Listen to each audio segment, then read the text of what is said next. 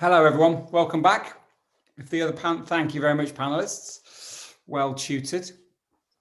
I hope you had an incredible afternoon so far. I don't know about you, but I found that thrilling, that finance section, and things you thought you'd never say. Finance, thrilling, and I learned something. I thought it was absolutely amazing. I'm really, really pleased. I mean, genuinely cock a hoop to have the panelists that we've got on. We've got 4 incredible panelists, and we've got an hour to have these conversations. So we've got lots of questions, and I'm going to use those questions as sort of stimulation, and then we're going to have a conversation more than the question and answer. And this gives you the time to still ask more questions. So please continue to use the chat, and through the magic of modern day technology, those questions will be beamed through to me in Leicestershire, and I'll be able to answer or ask those questions of our illustrious panel. So I'm just going to give you a reminder of who is on the panel. First up, we've got Oliver McEntyre. Oliver is in Lancashire, where it's sunny. Look at that. Look at him. He's almost bleached out there. And he grew up on a family farm. After 3 years at Myerscough College, he spent 10 years managing pig units throughout the Northwest, then spent 6 years as an independent farm business advisor. And in 2006, he joined Barclays as the Senior Agricultural Manager for Cumbria and Scotland before being appointed National Agricultural Specialist in 2012. In his current role as Barclays National Agricultural Strategy Director, Oliver oversees Barclays in agricultural strategy and positioning from an industry perspective. And look, money makes the world go round, and the decisions that bank managers and that lenders make are the difference between you thriving, surviving, or neither of those two things. So Oliver, welcome. We've also got Thomas Gent. Thomas is a 4th generation farmer on the farm that he's on at the moment. They've been filming regeneratively for around 12 years, so a real early adopter. I say that, it's clearly an indigenous practice that we're borrowing from. However, in modern day terms, that is recent, that's long lived. He's founder of Gentle Farming, bringing payments to farmers for good environmental work they do, focusing on carbon and much more. His plans are to build a brand based around regenerative farming, cooperative regenerative farming, owned by the farmers it serves. So welcome, Thomas. And then we've also got Martin Lines. Martin is a 3rd generation farmer and contractor.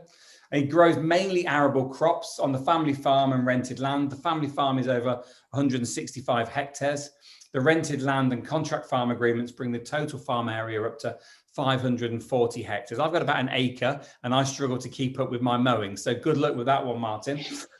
They do mainly combinable cropping in a regenerative farming system, growing commodity crops of winter wheat, winter and spring barley, winter beans, and oilseed rape. He's also UK chair of the Nature Friendly Farming Network. Welcome, Martin, and what great work you do. And then we've got Joanne Marlowe, who I'm certain you just heard talk, and wow, what a presentation. Joanne is sat in one of my favorite cities in America. She sat just on the north side of Chicago, utterly beautiful, heartily recommended. And Joanne is founder and chief executive officer at UFT Commercial Finance, actively engaged in commercializing a series of innovative financial products that she has designed for purposes of fractionalizing and distributing credit more efficiently on a global basis. The Master Credit Participation Certificate, or CPC, manifests as 26 different product types that span the yield curve and comprise the full CPC product suite. She is a serial entrepreneur. She built her last several businesses based upon the premise of enhancing efficiency in market segmentation through applied structural innovations in finance. I understand every one of those words individually. I have no idea what they mean together, Joanne. I genuinely I'm so pleased you're here to help me understand these things and to help the market understand them. No problem, Mark. I could carry on reading Joanne's bio because it is illustrious and lengthy, but I'm not going to do that. I'm going to get straight in to asking some questions. How are you all? Very good. Fantastic. So I'm going to deal with the simple question first, Joanne. This one's for you. This is from our very own Trevor Leaney. Is fractionalized the same as unitized? The short form answer is yes, very close. Unitizing means you're standardizing into consistent pieces, fractionalizing is taking those units and building fractional ownership interests in a larger credit. So they rely on each other. So a fractional interest in a credit has or can have several units within that fraction. Okay, but not a single unit per fraction. It can be bound up in different lumps. Absolutely. That's the whole premise of credit participations. Correct. Wonderful. Thank you. Okay, so I've got a question. It's my question really for Oliver. Oliver, you talked about, and this is really for all of you, I suspect, but you talked about the need of the agricultural industry to evolve, and that evolution has potentially been held back by the way that farming has been paid for, financed, and is now we've got this kind of surge, this quickening, and everything's changing all at once. That's huge. How will the banking sector evolve to keep up with it? Yeah, so it's a good question, Mark. I do think agriculture is on this journey, no matter what sector you're involved in or what your starting point of beliefs and views and methodology of farming are. And we're all on this journey to net zero, biodiversity, soil health, and all the rest of it. What we've got to remember is Barclays is a very long-standing organisation. We've been lending money into agriculture since about 1744. So we've been on some journeys with the agricultural industry in the UK for the last 270, 280 years. We probably do need to evolve. Historically, banking agriculture, which is probably how I managed to get a job in it, Mark, is historically very simple. It's a strong industry with a good asset base and a good set of clientele. I think we do need to start evolving our product sets. We need to be looking more at some green loans and green lending, and I can tell you that's being prioritised internally within Barclays now, not just for agriculture, but across all industry groups. So we will need to evolve. We'll need to change our product sets. I'm not sure we'll get to the point where, as you say, we're financiers, we're not auditors, we're not regulators. But we as an organisation, just in banking, are coming under a huge amount of security about our carbon footprint and about our sort of the imprint we leave behind as a business. So that's only going to be something that becomes sort of weaved into our way of doing business as we progress through this transition period and the journey to net zero ultimately. That's really interesting. I do a lot of ESG reports for corporate investments for investment houses, and it's been really interesting over the last year. It shifted from have you done it? Yeah, but have you read it? Well, it doesn't really matter if I've read it. It just needs ticking. To oh my gosh, this is now really serious, Mark. How can you help us understand more? Which I've been trying to get them to do for the last 3 or 4 years, and finally things are beginning to happen. And from your point of view as practitioners, Martin, how would you see that the banking and the finance industry needs to evolve to keep up with your needs? To be part of the journey of where we want to go to, and we all know roughly where that would be. And how do we value the asset that we want to finance against, the soil, the building or whatever, because much of that is in a depleted way. And if we improve that soil quality, does it have additional value or additional money that come to it through that nature, through the carbon, through biodiversity?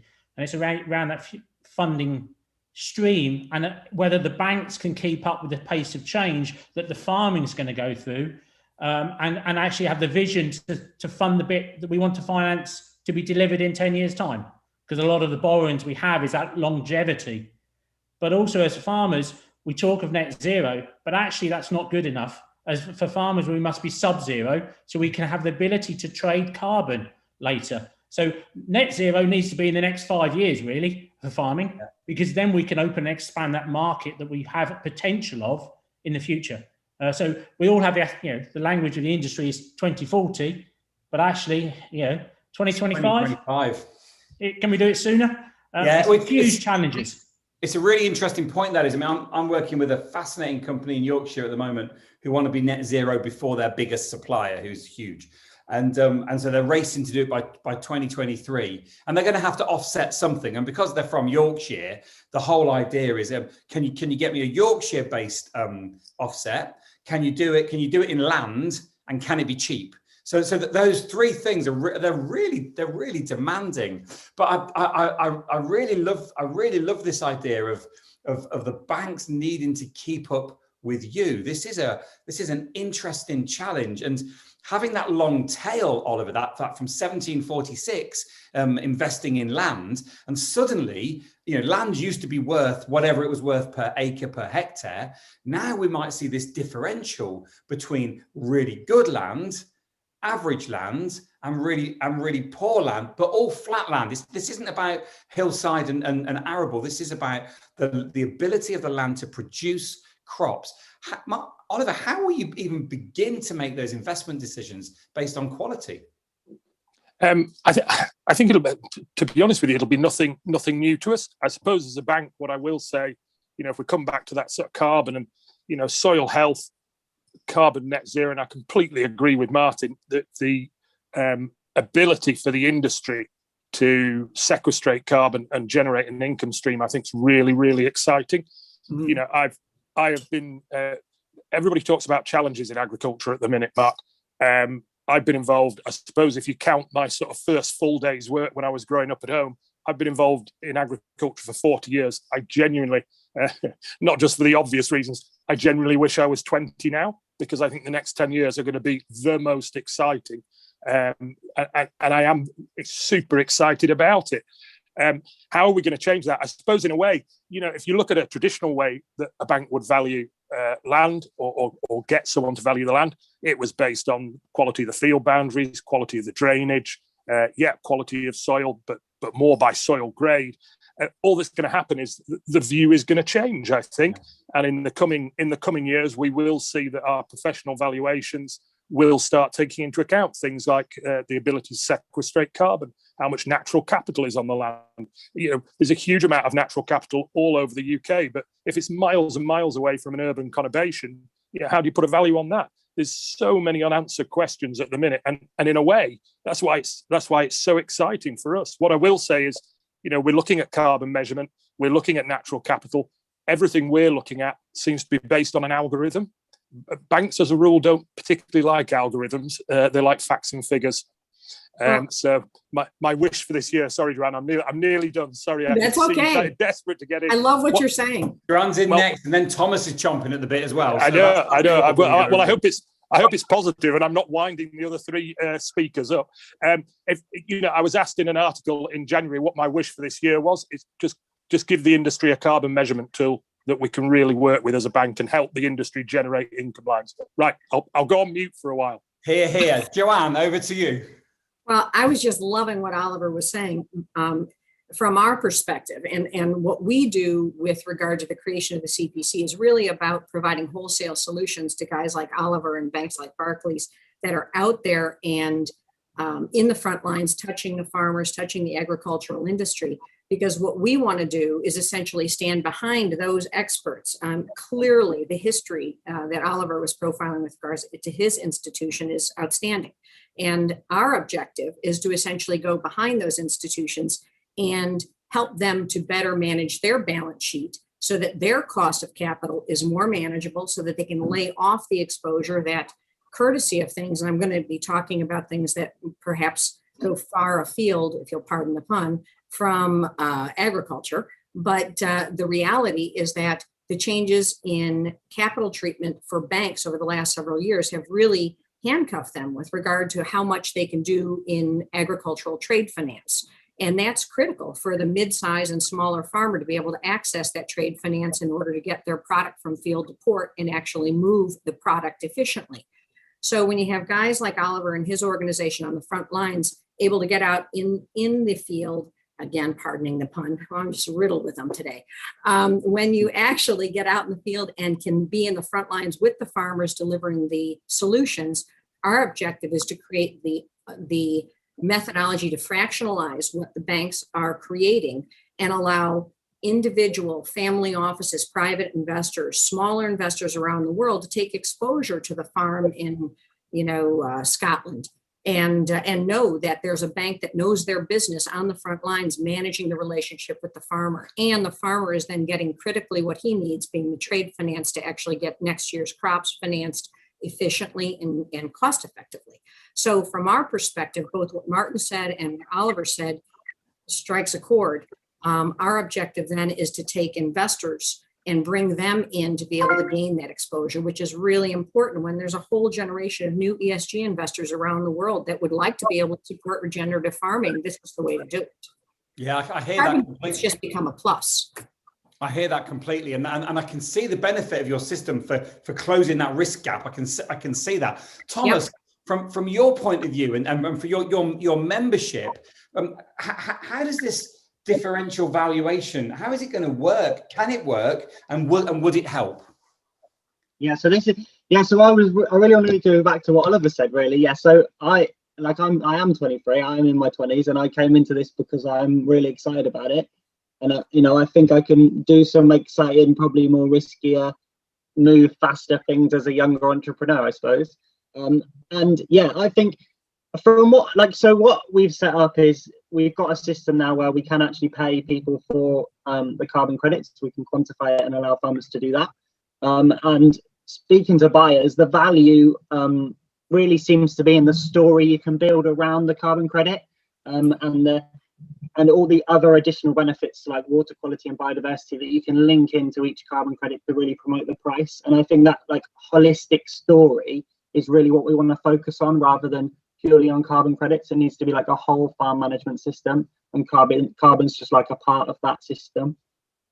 I love that. And Joanne, in fact, Joanne and Oliver, how do you, if you've got these additional benefits to the carbon's one thing, but you've got all these other additional benefits, how do you begin to cost that in terms of taking your credit to the market, or will the market determine the top cost and those bits are part of the sales process, the branding and the reassurance? I'll go with you first, Joanne. Well, my thinking is that and this is always my thinking, you leave the experts to do the pricing. So Oliver and his team gets in there and builds the methodologies for the proper underwriting of the credits to basically take into account all those various fractional components that build what is a sound credit. Once you have somebody on the front lines that's quality, knows how to create that credit, then you can take it out and allow, again, applying our system, the fractionalization of that into something that's easily digestible by other investors. You have to realize that the type of investors that we're talking about inviting in are not competitive with the large banks and the financial institutions that play these roles. They are, however, institutions and accredited investors, individual investors that are going to want the added exposure of agriculture, direct agriculture exposure in their portfolio. Many times they simply can't access it. This is a methodology for them to do so. And, it provides the fodder for what they want to be able to eat as an investor. And it then provides the balance sheet relief to the banks that are in the front lines producing the credit. So both sides win. And then if you make it a trifecta, the farmer wins as well, because they're able to get that money that they need. That right now, again, the largest farms, no problem. They can access, trade finance for what they're doing in dozens of different ways. What it really comes down to is the mid-market and smaller farmer that, are going to be left aside, because unfortunately, they're the most labor intensive as far as, amount of hours brought in or put in to create the credit, without necessarily as much of an economic gain to the institution creating it. And then, of course, the capital drag or the capital drain it takes with regard to the reserves that have to be set aside when you're talking about things that are agriculturally based trade finance. So in my opinion, there's a win-win-win to be had here if we do it correctly. And when you introduce carbon credits, you introduce this new, and I don't mean to say new, but it is newer thought process of really bringing in regenerative farming and that whole thesis to the forefront. I think you have something that is incredibly healthy across the board and really needs to be focused on in the next, and I'll go to exactly what Martin said, in the next 5 years. It isn't about 10, 15 years. Yeah. It's about 5 years. I hear that. And Oliver, and in terms of those additionalities that come with carbon, how does that influence and impact your decision making on lending and the market of credits? So at the moment, we're as an agricultural team, we're more on obviously the front end of supporting family farms, small, medium, large agri businesses, right across the board. We actually lent over £1 billion worth of term debt into the industry last year, which was a new record for us, if we're honest. So our support goes across all farm sizes and farm types. I think the challenge for us as an industry is actually working with people like Joanne on the back end of it. I've been in so many meetings external to Barclays about green bonds, biodiversity bonds, carbon bonds.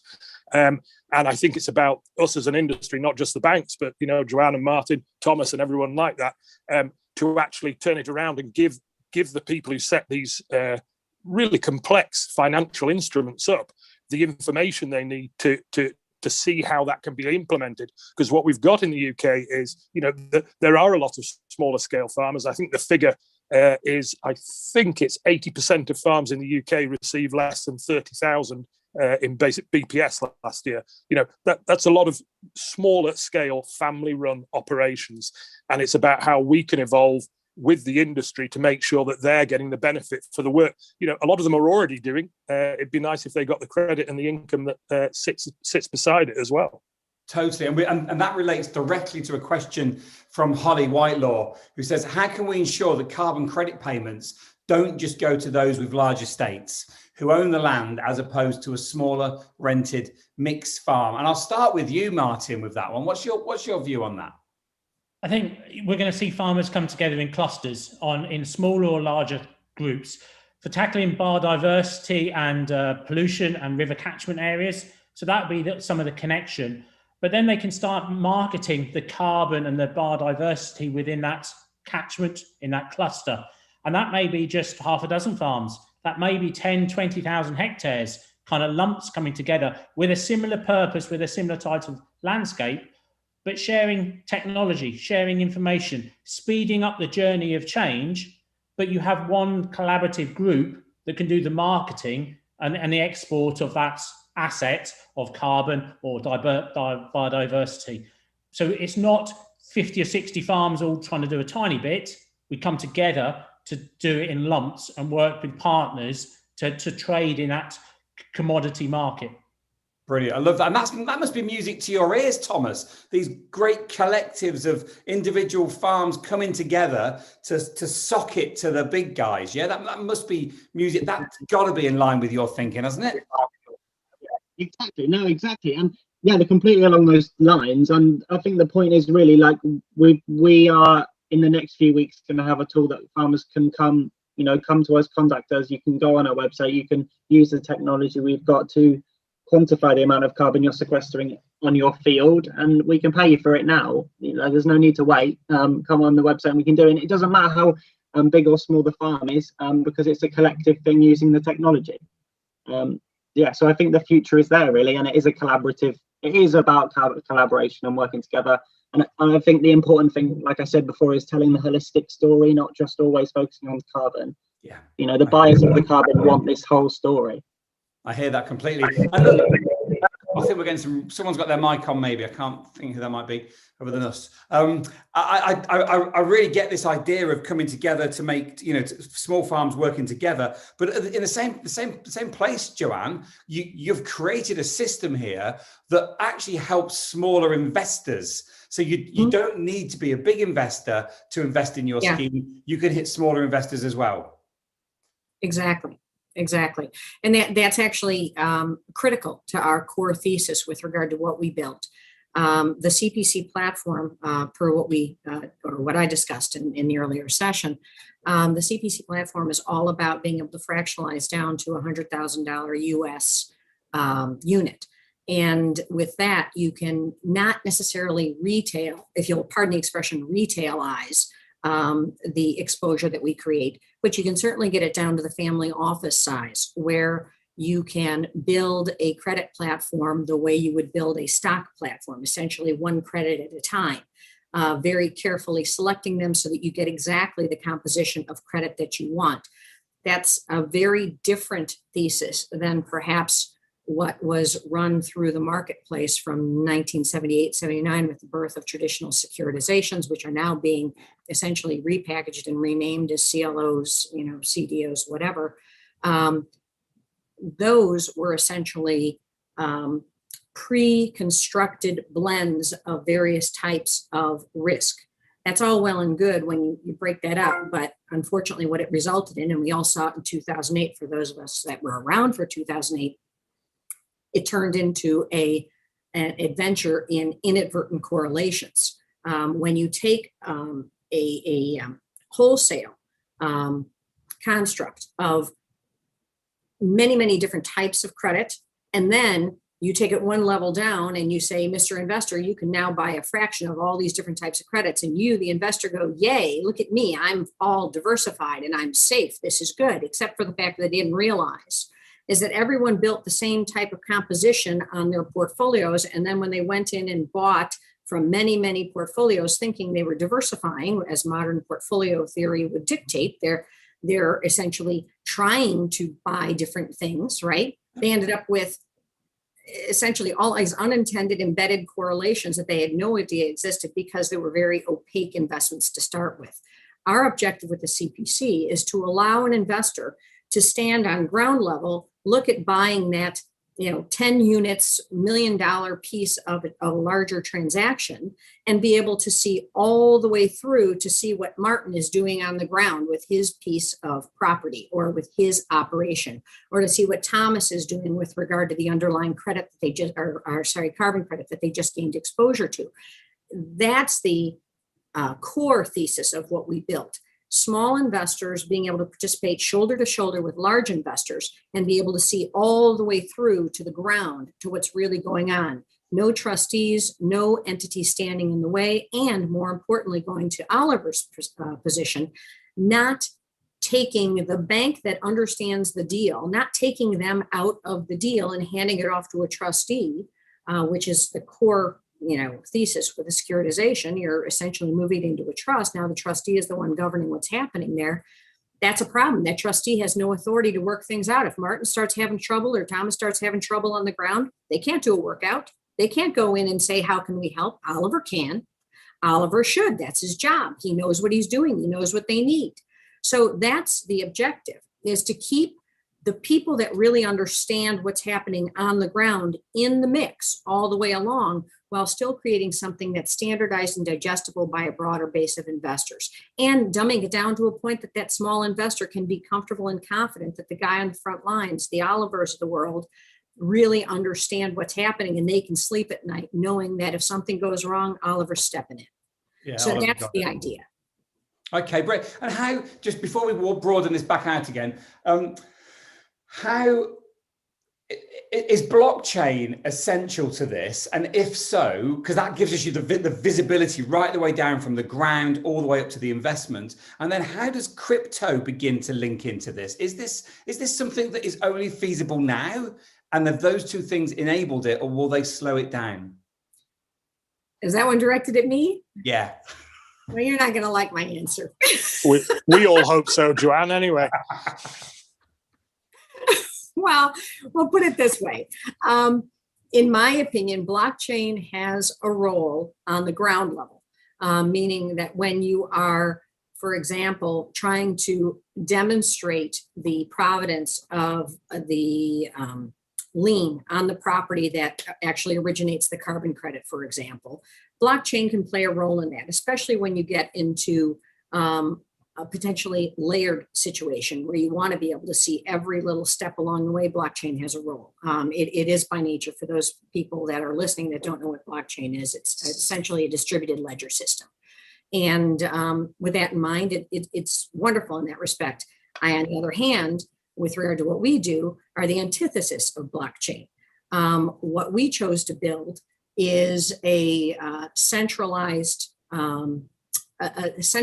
credit contract that would itself have visibility to the underlying simply because you created a complete ecosystem that gives you the visibility, the same visibility that you would get with blockchain without the potential for latency that you get with blockchain. Because that's something that, no offense, nobody ever talks about with blockchain, is that those chains can get really, really, really long. And you could have literally, instead of a theoretical T+1 or T+0 being, the settlement time of a trade involving blockchain, you could be T+3, 4, or 5 because you're having to go down a chain that's so long to try and ultimately get to the end. What we've created is something that is holistically centralized, and as a result, we can still see within that ecosystem what's going on the ground, but we can do it far more efficiently and truly achieve ideally a T+0 for the trade and for the pricing and for the repricing of our CPCs. When you go into, and I'll go to your last component being the crypto, I see applications for cryptocurrency, perhaps. I have to be honest, I'm not a huge fan of digital currencies, cryptocurrencies. People use them synonymously. They're not exactly the same. Digital currencies, I think I'm more attuned to. And boy, there's going to be a lot of people that come up with comments on what I'm going to say next, but cryptocurrencies look to me like a video game. Just saying.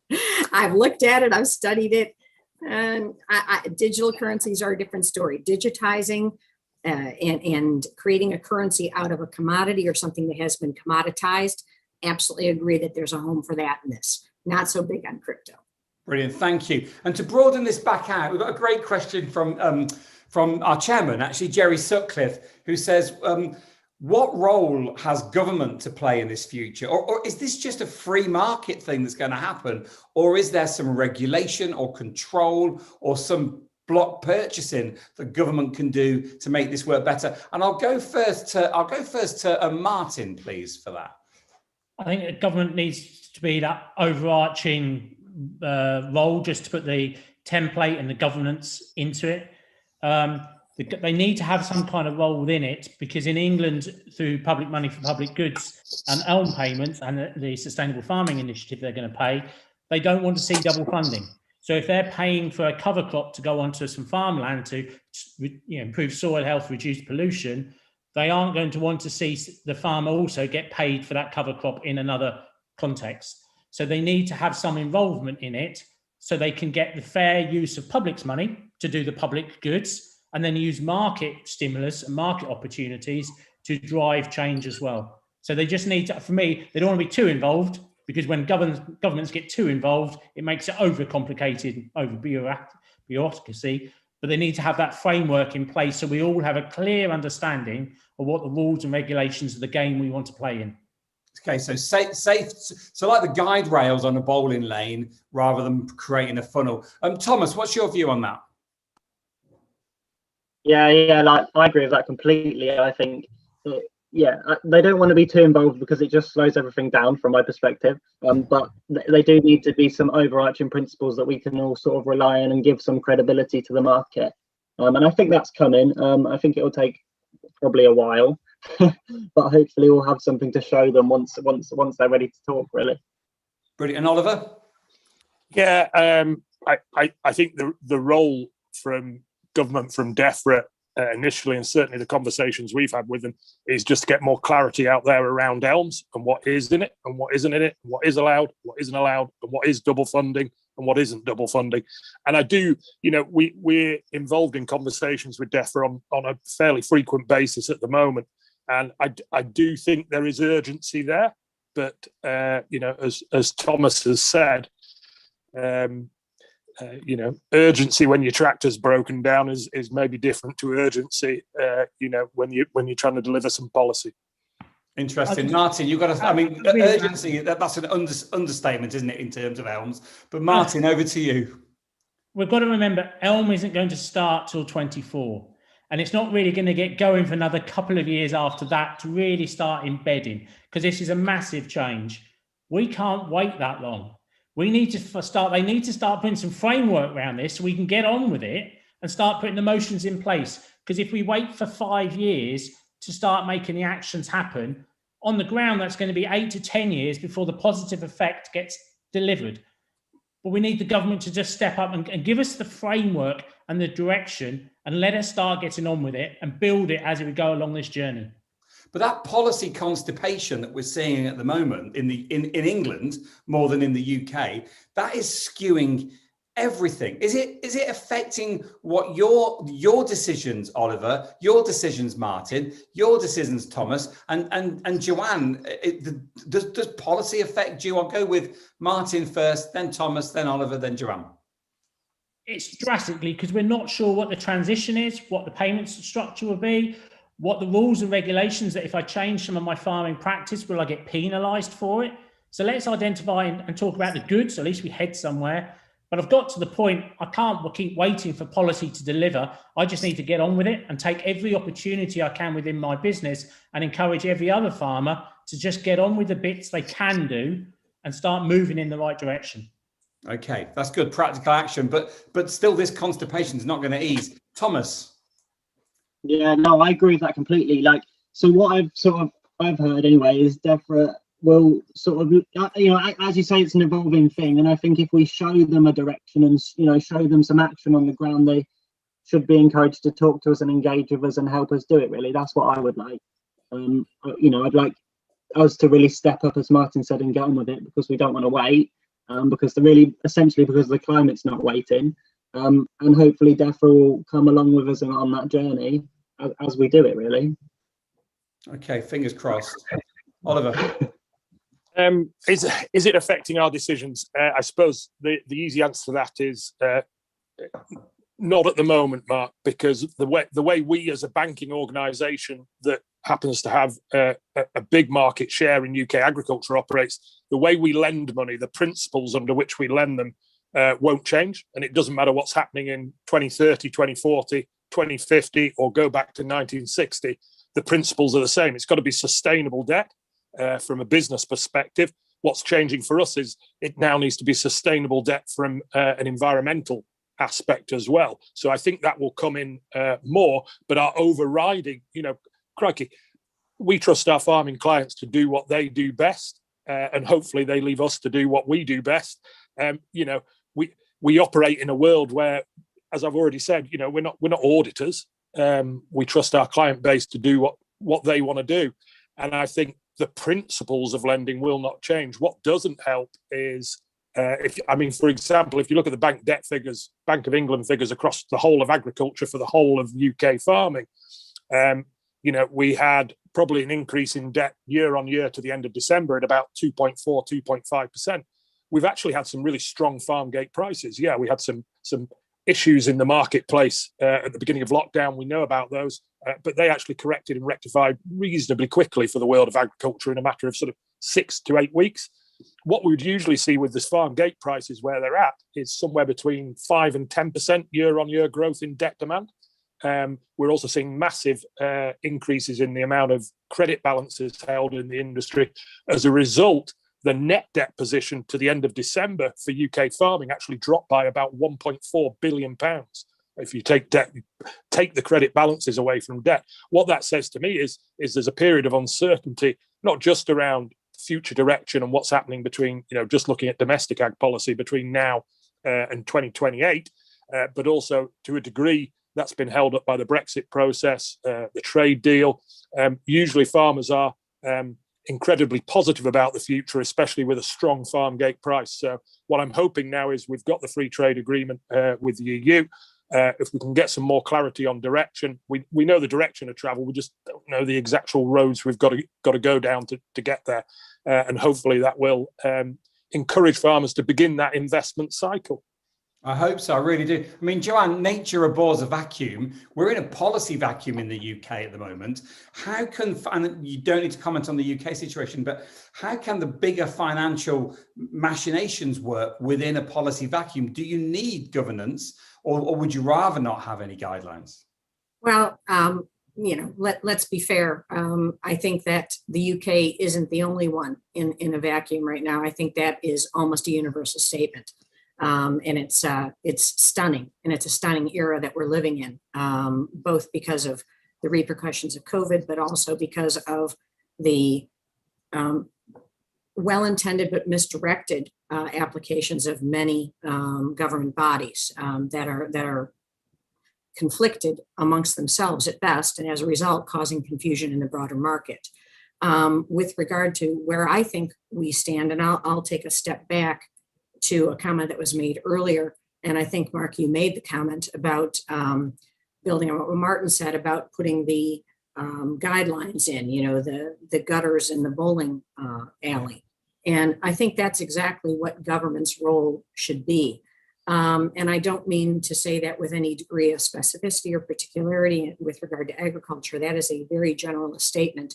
In my opinion, and I'm a firm believer in free market economy. I love Milton Friedman. I think that the smartest people in the world are hanging out in the private sector running small businesses, because until you've run a small business and until you've run any business, large or small, you don't realize what it really takes and how adept you need to be. Ironically, especially farmers, they have to know, more than most people would ever think you would need to know in order to survive as a farmer.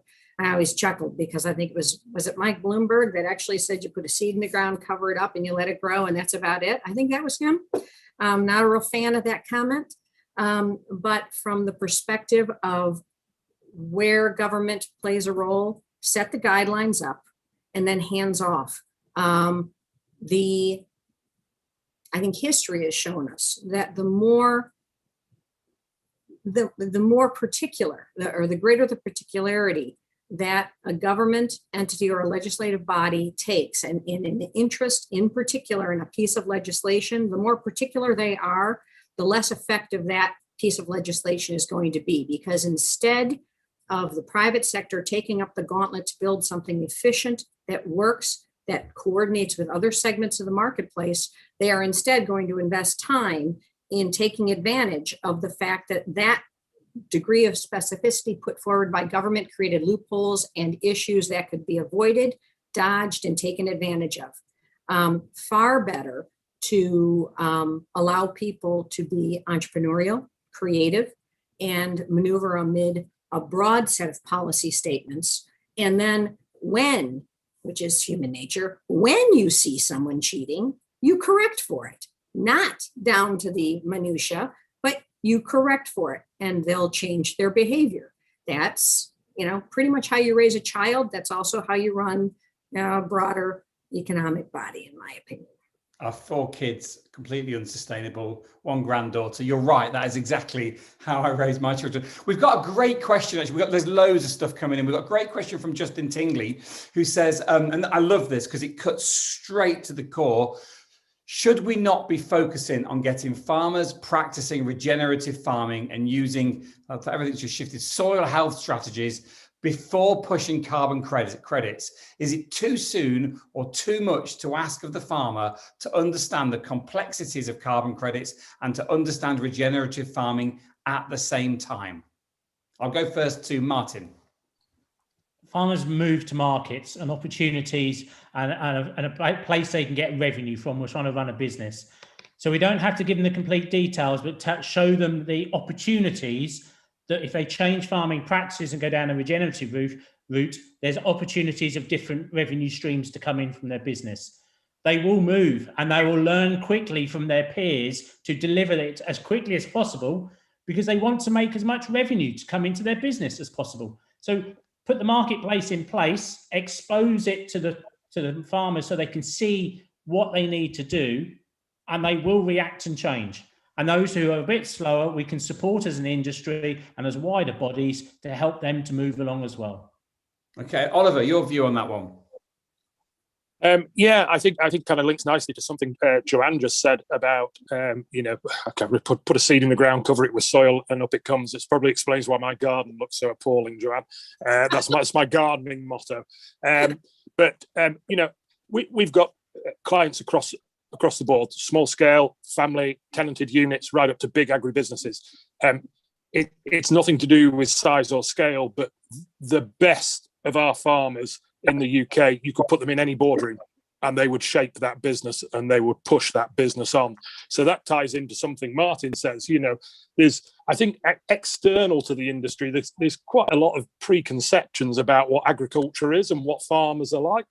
A farmer has to be everything these days, from a machinery operator to a fabricator to a strategist to a computer operator to an analyst to a data. But it just goes on and on and on. I agree with Martin. If you create that market and the opportunity is seen, the entrepreneurial farmer, which is the vast majority, will move towards that market. There is always a proportion in any society or any industry sector that go under the classification of hard to reach, and that's not a geography thing. That's just perhaps the mindset of the people in those businesses. To be frank, they're probably farming in just a sustainable manner. And if they're sort of not coming to the bank every year for a little bit more money to keep doing what they're doing, they'll operate away as well as they can as well. Brilliant. Thomas? Yeah, I think I'm going to mirror what everybody else said, really. Don't underestimate farmers. They're very entrepreneurial and forward-thinking people. And if we show them a clear opportunity, they're gonna change, and the word's going to spread pretty fast. It's just about delivering them a technology that they can understand and a way to make it simple, because like you say, they are doing, as lazy people, we're doing so many different things. We just need a simple solution that we can just get on with now, not this complicated solution that's going to take 10 years to understand. And Joanne, have we got that simple solution? What's your view on this? Should we just be pushing regenerative farming practices and letting the market sort itself out? Or have you developed this simple solution? No, I have a small contribution to, I think, a broader system. And the idea of being able to essentially create a market, overlaying a market, being say our CPC products laying on top of what is a developing carbon credit market. I think that has a long-term role to play. But I think in the most immediate sense, you're really dealing with exactly what the other guys here have just said. You've got to allow room for the entrepreneurial farmer, which I have to agree, the vast majority of them fall in that category. They're independent thinkers. They're very creative. They're very agile. You have to be. You're responding. The basis of your business is responding on a day-to-day basis with factors you can't control. Broadly speaking, the weather and the environment. You do your best to condition it, but at the end of the day, you're responding on the spot to what's happening that day. So I think you couldn't ask for a better group of people if you give them, again, the broad guidelines, and you give them some ability to quantify and measure success. What is success and what rewards me? That's really what it comes down to, and they'll figure out the rest. Like I said, our position, we're a good long-term solution. We're not the one that's going to get the farmer to start moving on day one to think this is a good idea to start dealing in carbon credits. We're what they do on day two. Okay, brilliant. And we've had a really great question in from Hugh Goldsworthy, very, very salient. Hugh asks, he states, supermarkets have much more influence on agriculture in many ways than farmers. So I'm interested in what their role is here, Oliver. But his question is more specific. Will financial institutions be the next ones to take that role, or should using, for example, a mechanism like blockchain carbon credits attached to food products at source, would that be a best way of keeping farmers in more control of their destiny? Potentially. Crikey, that's a deep and complex question, isn't it? Anyway, I'll have a go and I'll try and keep it succinct. I think supermarkets have control. Supermarkets do what their customer base want. And that's why they've been so successful.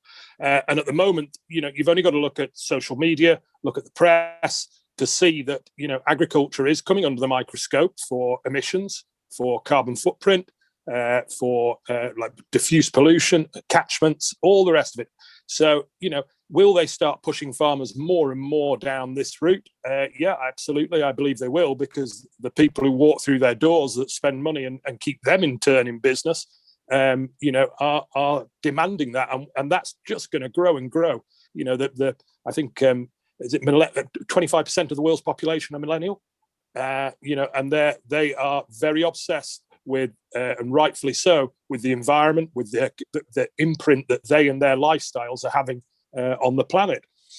I think will we get to the point where banks are doing it? I could see a time, considering where we've come, if you cast your mind back 20 years and where we are now, and sort of people like the banks and people on the side of the agricultural industry and their knowledge base and the direction of travel for sustainability there, it wouldn't be too hard to see in future years that, perhaps we might get to the point of carbon pricing on food, which I've already mentioned.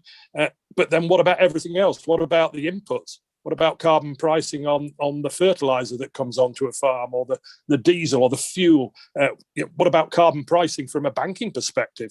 Will we get to the point in the future? We're nowhere near it at the minute, just to be clear, but will we get to the point in the future where a bank has to report into whatever authority and say, what is the carbon imprint of the money it lends to businesses it supports? So potentially, yeah, banks may have an influence over this. I think we're quite a way off it at the minute, but I wouldn't be surprised if in 20 years, banks are not only reporting about the strength of their balance sheet, as Joanne's referenced after the last sort of 10 or 15 years, but we may actually be reporting on the impact from a sort of climate change, global carbon emissions point of view of the debt book and the businesses that they support and serve. That's a really fascinating answer to that question. Thank you. And I'm going to go straight into another question, if that's okay, unless anyone's got anything else to add to that. Martin? Just quickly, it's not just the supermarkets. We eat half the food we do on the go in restaurants on the thing. Yeah. It's around that food market. And the consumer is really getting interested in the footprint of its food, the carbon and the environmental footprint. And when we reconnect that footprint to the food products and to the consumer, that's where the excitement really happens. And we need carbon taxation on all products. Don't just go on a food, but everything that has a detrimental impact to our environment and to carbon, that needs a fair charge. And then we all as a society can pay for the damage we cause. And that's a governmental role, that taxation, I guess. That's a manipulation in the market. Is that right, Joanne? Yeah, to a degree, I think. You can do a lot of things as far as, well, I'll leave it simple. Yes. So, and we've got, this links to a really great question we've just had in from Helena Appleton, who asks, it's a really good one. Will domestic food production decline if finance is directed predominantly at carbon credits? So if it hits the wrong kind of agriculture or a different kind of non-food agriculture, and if that's the case, are we not just exporting our carbon emissions? Is there some shadow impact that's going to happen if we support non-food based agricultural carbon credits? And I'll go first to Martin. Quick answer is no. Realistic answer is half the wheat we produce goes to feed animals. If we move to a more regenerative farming system and take many of those animals outside of sheds and feed them grass and have that kind of system, we have the landscape to use. There's a couple of 100,000 hectares going to anaerobic digestion, growing maize. We have the landscape to feed society. We choose not to. We choose goods, and we waste 44% of the goods we already produce in food. So I think it's about the priority of feeding people with high quality, nutritious food alongside delivering carbon capture and biodiversity benefits. So we can deliver both. Brilliant, thank you. And I've got some specific questions actually, which I'm going to I want to make sure that everyone's happy. So somebody asks you, Thomas, where the 3 tons figure comes from that you quoted. Yeah, in my presentation that is it? So that is using our calculation systems to actually quantify the carbon sequestration, and that is real life figures from some average farm, like some farms, and that's just an real life data from what a farm can sequester. Okay, so you've looked at a number of farms, that's the average that you've pulled out, and you've satisfied yourself that is representative. Brilliant. Yeah. Okay, thank you. And then we've got a specific question for you, Joanne. We have, is your platform, is this a short-term strategy that will allow the market to catch up, or in my view, is this the market? I think it's a long-term strategy. I think it has a short-term application, but as I said a moment ago, it's not about, inducing people to start changing their behavior to create carbon credits. It's for those people that are already engaged in that we can play a near-term or a short-term role.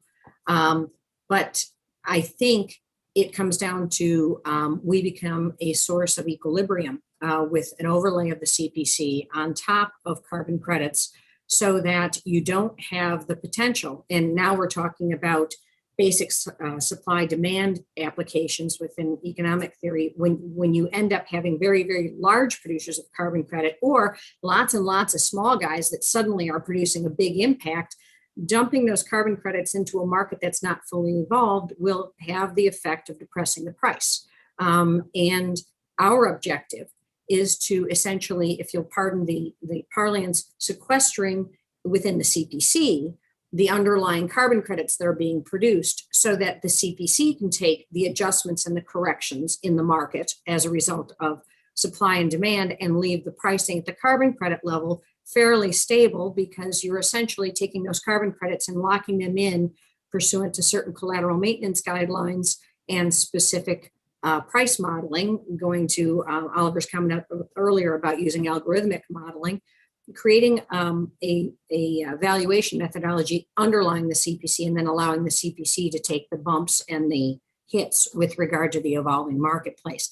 That's our theory, and I believe that that's a long-term theory. Ultimately, it moves into an even longer-term theory with regard to utilizing credit associated to any sort of quote-unquote commodity, and allowing the commodity to stay more stable by allowing the credit on top of it to actually change. Be more fluid. Okay, I get that. And then there's another question for you, Joanne, and it's about the platform. What other types of transaction can your platform be used for? I'll try to give the fastest possible answer for that.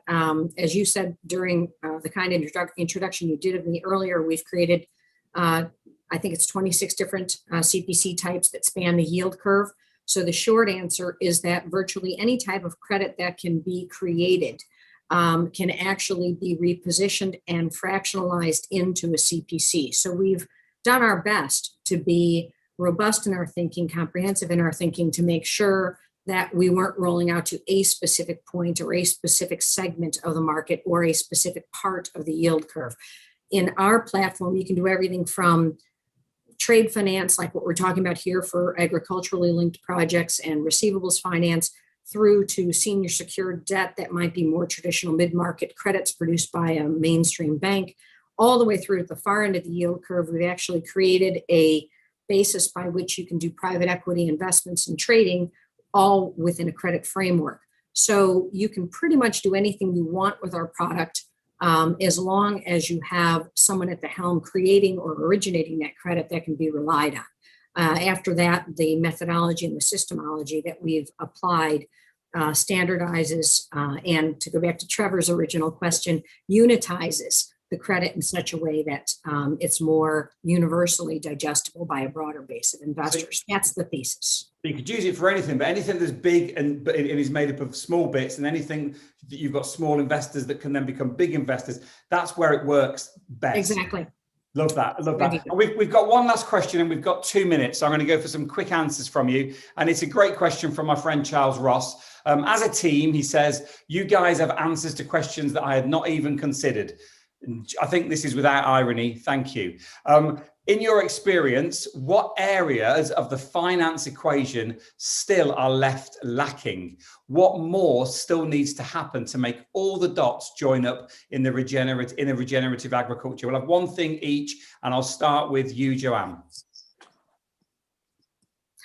After all the answers that I've had during this hour-long segment, I don't have an answer for that one. Brilliant. If you had to think of one, I'll come back to you. Oliver.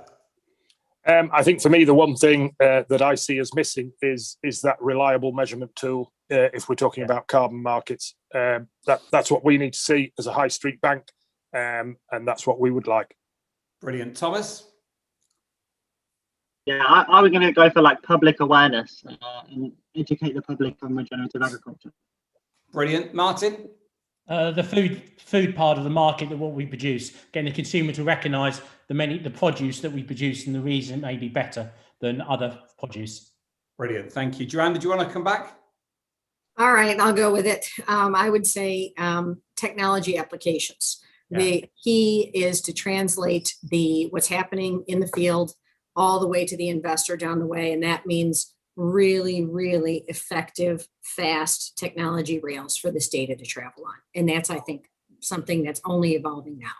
I agree with that. And I would also add in mine, which would be investment in tutoring, helping and advising farmers to bring in botanists, to bring in a more collective group of scientists to help create better soil. Look, that I was worried we were going to fill an hour, right? We could go into an hour and a half without any problems at all, but I have to hand over to somebody else in a minute. But this whole idea of combining ecology and economy, the eco comes from the Greek word oikos, meaning home. And at some point they got pulled apart and are seen differently. We're now bringing them together. And ironically, it's the finance institutions that have done that, not the environmentalists. And I think that's a great treat. So look, we're going to hand back to the main auditorium where we've got Jerry going to wrap up today. Thank you all for your patience in this hour. Thank you all on the panel for your expertise and genius. And I'm going to hand back right now.